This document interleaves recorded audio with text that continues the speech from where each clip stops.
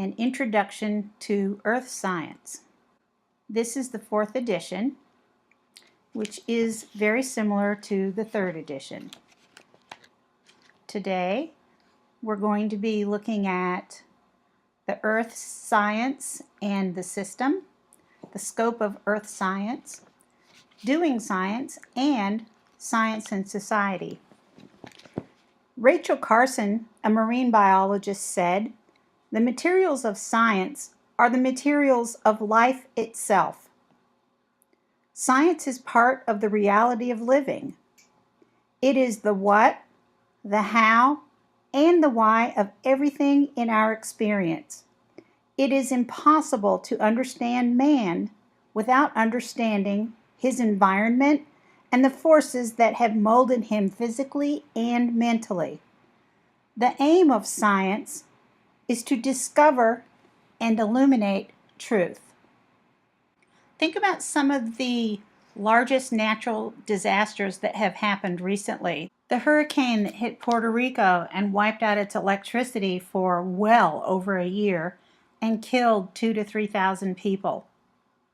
You might have that in mind, or you might have in mind the homes that are being destroyed by Mount Kilauea in Hawaii, and property in California, the wildfires out west, or even the tsunami that's listed in the textbook. Hundreds of thousands of people are estimated to have died in the tsunami. 230,000 people died just in one natural disaster. And that's very recent, March 11th, 2011. This certainly tells us a little bit more about the importance of earth scientists, which is really a category of scientists that extends way beyond geologists and into biologists, environmental scientists.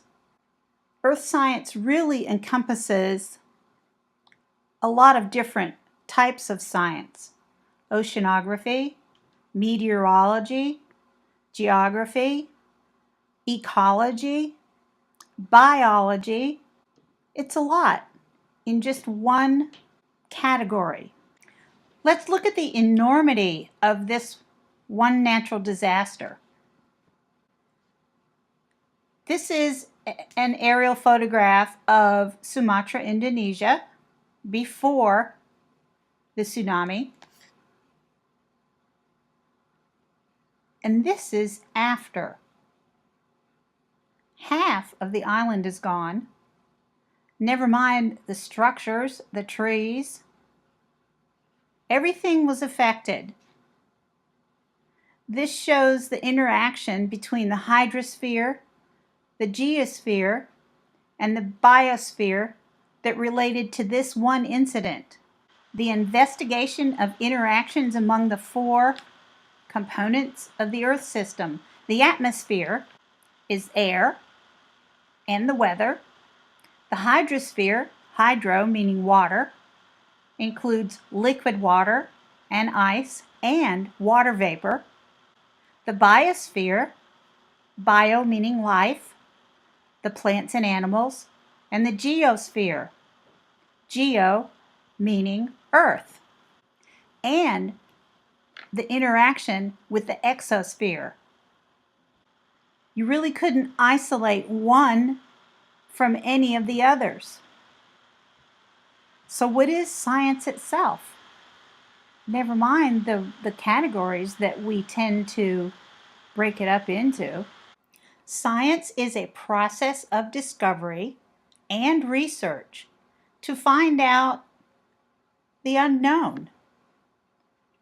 So much of it is still unknown, which gives scientists this drive of curiosity and creativity to discover answers that aren't known yet.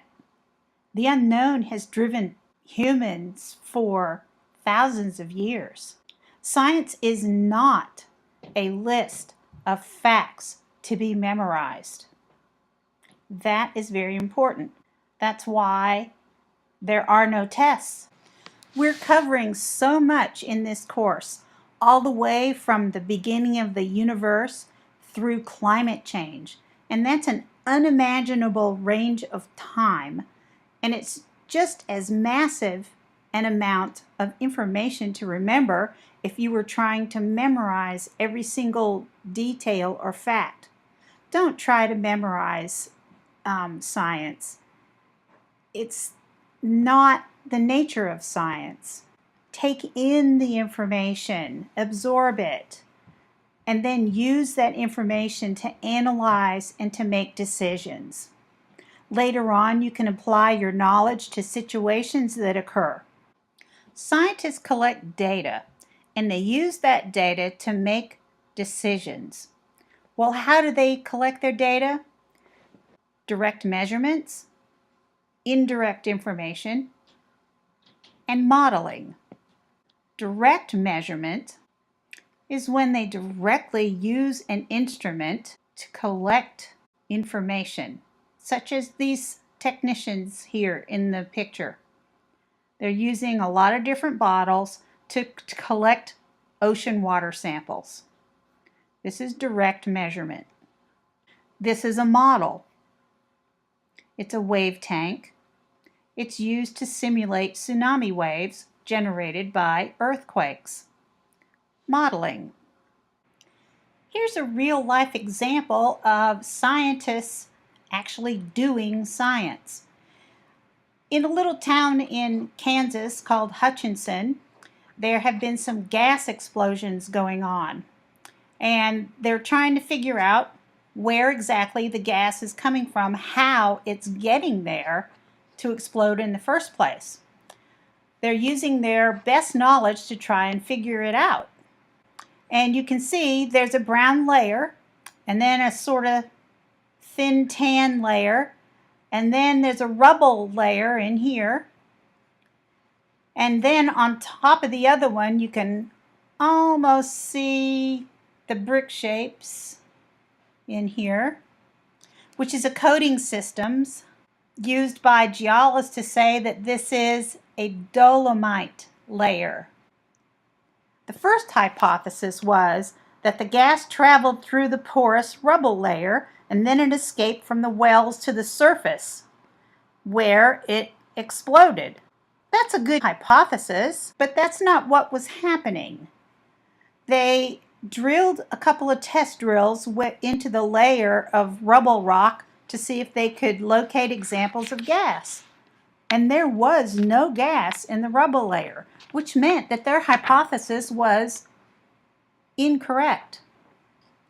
What they discovered was, as they drilled down through the dolomite, they found cracks through which the gas was traveling.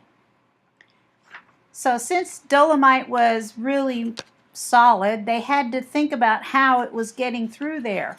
It was the fractures and the breaks within the rock that allowed the gas to travel through. And that information they used to make another hypothesis, and then they test it. In the process, they found additional pockets of gas which would prove to be very hazardous in the future. And they also found a lot of information. But they accepted what the facts and the evidence showed them. They were able to change their initial hypothesis because they didn't find any gas in the rubble. They were able to change it, think of something else that it could be, because the evidence showed that their hypothesis was incorrect. A hypothesis is something that evolves. As more evidence is collected, it just changes. It's not something that someone decides on and sets it in stone and says, okay, we're going to prove this now. It's something that morphs as you find further evidence or experiments that change the original idea. And you need more than one prediction based on a hypothesis. The hypothesis is a testable explanation that can be verified or determined incorrect depending on the information that comes back. Scientists do actually follow some basic rules, very basic and very loosely. A scientific hypothesis is tentative. And obviously, it can change, as shown from the Hutchinson example. A scientific hypothesis should be predictable and testable, and the test results should either support or falsify the hypothesis. It's not something that's just made up. The hypothesis is actually based on data from empirical, which is based on experience, observations, or experiments. The scientists don't just create a hypothesis based on nothing. It is based on actual data or observations. The hypothesis offers a well-defined natural cause to explain a natural event. That's science. And that's how scientists do science. As far as the scientific method goes, it's not necessarily followed in order by scientists. Not all science is good science. It can be of particular concern when you read about science reported in the media or even in the movies. Believe it or not, the movies aren't always correct. Think about the movie Armageddon. There's a lot of bad science shown in that particular movie. Common pitfalls of science. Attacking the scientist rather than the science. It's not uncommon when religious views conflict with science. Think about Copernicus or Galileo. What happened to them when they were talking about the sun actually being the center of our universe? Look it up. See what happened to them. It's quite interesting. Also, things that happen when politics conflict with science. What are the responsibilities of scientists to society? The earth scientist's role is to alert people to earth processes or hazards that might cause damage or loss of life. Think about flooding or a hurricane or a volcano. They also provide for the material needs of society by managing the natural resources. They protect us from activities that might endanger the natural environment and ensure the future of humanity from global threats such as climate change or an asteroid impact. Well, which types of natural hazards are the most significant for the region where you live? Take a look at this map. Earthquakes, volcanic eruptions, hurricanes, tornadoes, landslides. The earth scientist's role to alert people to the processes or the hazards, to prevent these things from happening, the prevention of flooding, or to adjust. An example would be building code regulations. That's an adjustment. In providing materials for the needs of society, renewable resources and non-renewable resources for energy, to create a sustainable society that satisfies the need for resources without jeopardizing the needs of future generations. What happens when the resources run out? What does this pattern of nightlight suggest about the global use of energy and other resources?